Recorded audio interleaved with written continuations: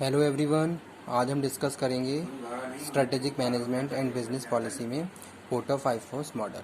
ठीक है, यहाँ हम बात कर रहे हैं, ये एक तरीके से क्या है, टूल्स एंड टेक्निक्स है स्ट्रेटेजिक मैनेजमेंट का, जहाँ हम टूल्स एंड टेक्निक्स को यूज़ करके अपने एनवायरनमेंट को प्रॉपर्ली एनालिसिस करते हैं और वहाँ से इंफॉर्मेशन गैदर कर लेते हैं जो हमारी ऑर्गेनाइजेशन के लिए बहुत ज़्यादा यूज़फुल है। ठीक है, किस तरीके से हमें कहाँ कितना इन्वेस्टमेंट करना है, किस तरीके से हमें किस डायरेक्शन में मूव करना है, ये सब चीज़ें हमें इन टूल्स एंड टेक्निक्स से ही पता चलती हैं, तब जाके हम एक बेस्ट स्ट्रेटजी को फॉर्मुलेट कर पाते हैं। ठीक है, तो वो आज के हम वीडियो लेक्चर में डिस्कस करने वाले हैं पोर्टर 5 फोर्स मॉडल, जिसमें हम बात करेंगे concept of porter 5 force model. उसके बाद मैंने यहाँ पे एक डायग्राम बनाया हुआ है, वो मैं डिस्कस करूँगा। ठीक है, तो चलिए स्टार्ट कर लेते हैं आज का video lecture. Porter 5 force model analysis purpose is to check the business competition and find the position strength of business। ठीक है, हम ये टूल्स एंड टेक्निक्स यूज़ क्यों करते हैं? पहली चीज़, हम अपने आप को प्रॉपरली आइडेंटिफाई करते हैं कि हम कहाँ स्टैंड कर रहे हैं, किस तरीके से हम मार्केट में एग्जिस्ट कर रहे हैं। ठीक है, क्या हमारी पोजीशन है।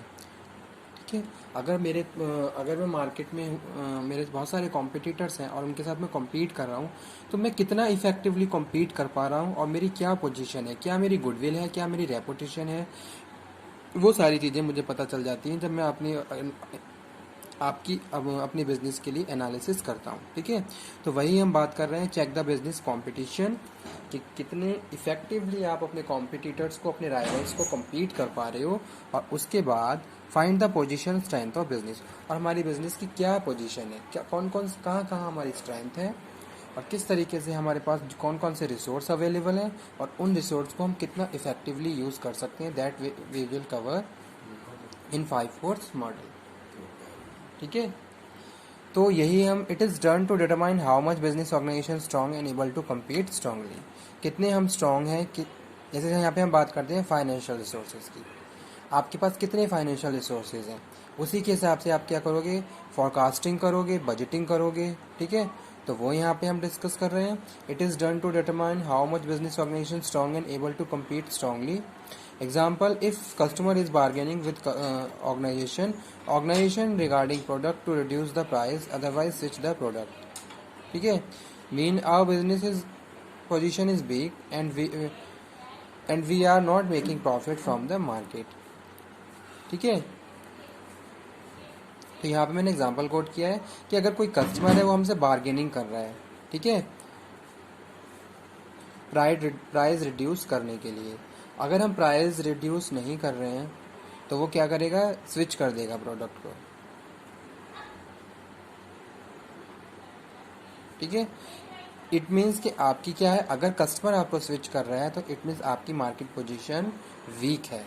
ठीक है, और आप प्रॉफिट जनरेट नहीं कर पा रहे उस टाइम।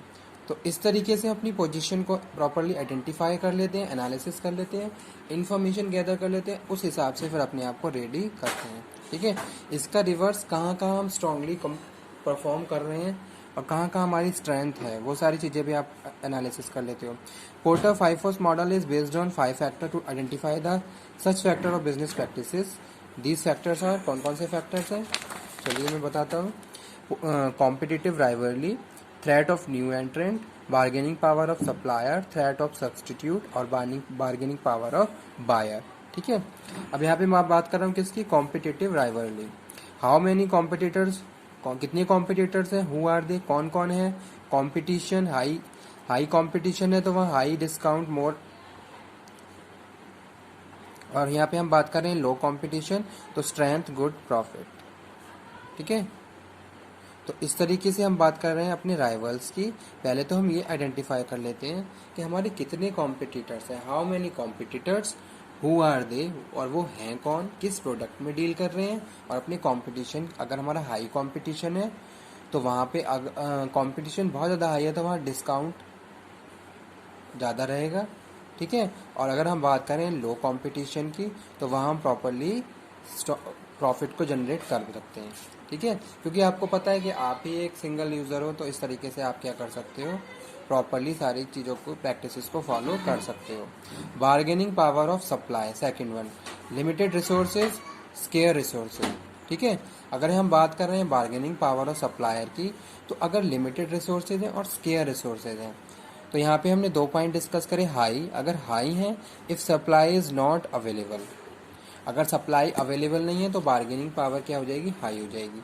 अगर सप्लाई लो है, it lot of supplier available, ठीक है, तो उस केस में आप बार्गेनिंग नहीं कर सकते। अगर बहुत सारे सप्लायर अवेलेबल हैं तो आप बार्गेनिंग करोगे तो आपका जो भी सप्लायर है वो मान जाएगा, ठीक है। अगर सप्लायर कम है तो उस केस में आपकी बार्गेनिंग का आपके सप्लायर पे कोई भी इफेक्ट नहीं पड़ेगा, ठीक है, क्योंकि उसे पता है कि मैं ही इसको रॉ मटेरियल प्रोवाइड करवा रहा हूँ, इसके पास कोई दूसरा ऑप्शन नहीं है। तो वो यहाँ पे हम बात कर रहे हैं बार्गेनिंग पावर ऑफ सप्लायर्स, ठीक है। उसके बाद हम डिस्कस कर रहे हैं क्या, वो है bargaining power of buyers. If buyer large number, cost of switching low, undifferentiated product. अगर बायर आपके लार्ज हैं, बार्गेनिंग पावर हाई होगी, प्राइस लो, प्रेशर और बिजनेस, ठीक है। अगर इफ बायर लो, अगर बायर लो हैं तो cost of switching high, differentiated product, तो उस केस में आप क्या करोगे, आपकी बार्गेनिंग पावर क्या हो जाएगी, लो हो जाएगी, ठीक है। ज़्यादा बायर हैं तो आपकी बार्गेनिंग पावर क्या होगी, हाई होगी, क्योंकि आपको पता है आपके आपके बहुत सारे कस्टमर्स हैं, ठीक है। इसी तरीके से क्या है, जो कस्टमर है वो भी प्रॉपर बार्गेनिंग कर रहे हैं, ठीक है। तो जैसे सपोज मैं किसी शॉप पे गया, मैं बार्गेनिंग कर रहा हूँ, तो वहाँ पे जो कॉस्ट है उसके स्विच लो होने के चांसेस कम है, ठीक है। अगर कस्टमर कम है, बायर कम है, तो वहाँ पे कॉस्ट रिड्यूस होने के चांसेस ज़्यादा रहते हैं, ठीक है। तो इस तरीके की प्रैक्टिसेस आप आइडेंटिफाई करोगे, ठीक है। जैसे सपोज किसी भी कोई भी एक प्रोड्यूसर है, उसे लग रहा है कि मेरे मार्केट में बहुत कम कस्टमर है, उस केस में अगर कस्टमर बार्गेनिंग करेंगे तो आप उसके पॉइंट किस पे आगे कंसेंट शो कर दोगे।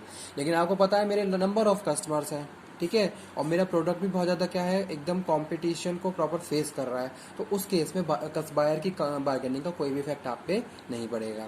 Threat of new ant competitor come in market, cost of entry, उनके लिए क्या है, थ्रेट है न्यू एंट्रेंस के लिए, थोड़े बेनिफिट्स हैं यहाँ पे, कॉस्ट एंट्री लगती है, गवर्नमेंट पॉलिसीज़ हैं, पेटेंट रजिस्ट्रेशन है, तो ये सारी फॉर्मेलिटीज़, ठीक है। तो वो यहाँ पे हम बात कर रहे हैं threat of substitute, availability of substitute, ठीक है। अगर आपका प्रोडक्ट का कोई सब्सटीट्यूट मार्केट पे अवेलेबल है तो उसका इफेक्ट भी आप पे पड़ेगा, ठीक है। तो वो हमने डिस्कस करी इसमें।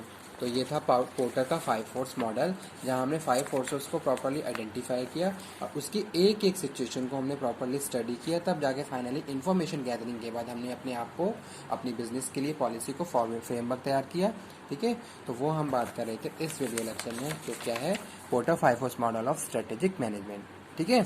तो जो मेन 5 फोर्स जो मॉडल है, जो मेन फैक्टर्स हैं वो क्या है, competitive rivalry, bargaining power of supplier, threat of substitute, bargaining power of buyer, threat of new entrant, ठीक है। Okay, thank you.